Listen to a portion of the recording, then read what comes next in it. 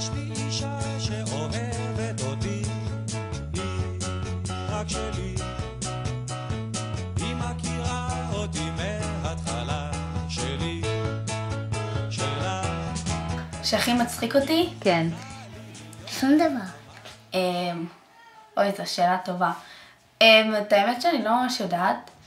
היא פשוט, דרך הדבר שהכי מצחיק אותי זה שהיא תמיד נרדמת בלילה על הספה, בחופשים, ואז אני תמיד מגיעה אחריה הביתה, ואני מנהלת איתה שיחות ממש ארוכות, ואז בבוקר היא קמה ומחליטה ששום דבר לא היה.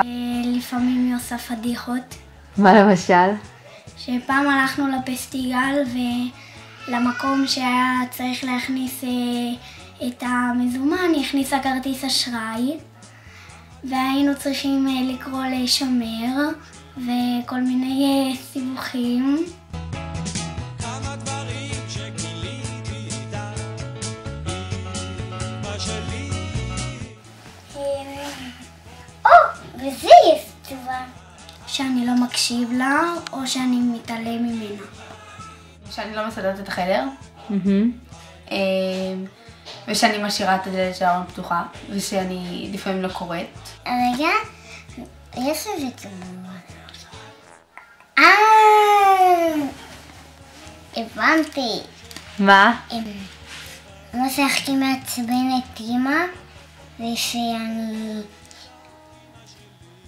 הכי מנקה עם מלכלכת הבית.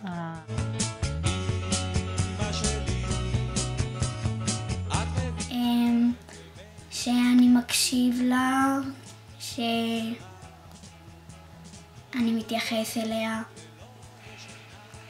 לזה אני לא יודע.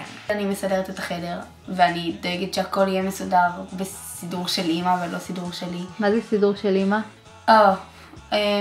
זה הכל מסודר בקטע של הכל. מספיק שיש דף לא במקום, זה לא מסודר.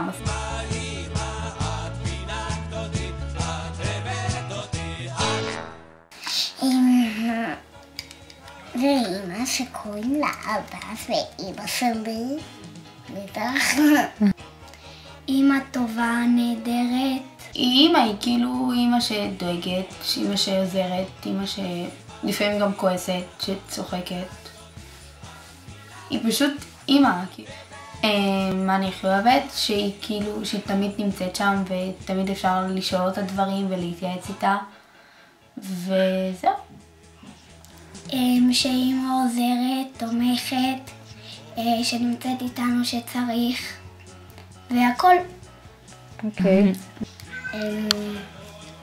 ואני אוהבת. ומה? ואני אוהב אותה. למה אתה אוהב אותה? כי אני אוהב אותה. אין בגלל מה. ואת השיר הנשאר בשבילה.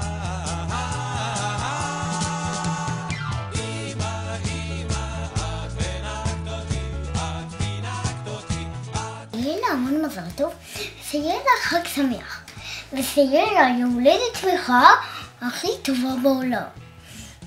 ושיהיה לה הרבה מתנות, ועוגת כל כך טעימה. כאילו זהו. כן, מזל טוב.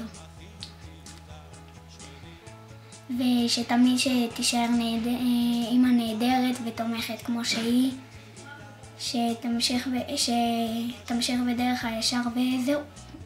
אוקיי, אז אמרנו מזל טוב, ולמרות שאת חושבת שאת זקנה, אנחנו אוהבים אותך בכל מקרה, לא משנה בת כמה את. וזהו, ושיהיו לך חיים טובים ומאושרים, ושתמיד תחייכי, וזהו.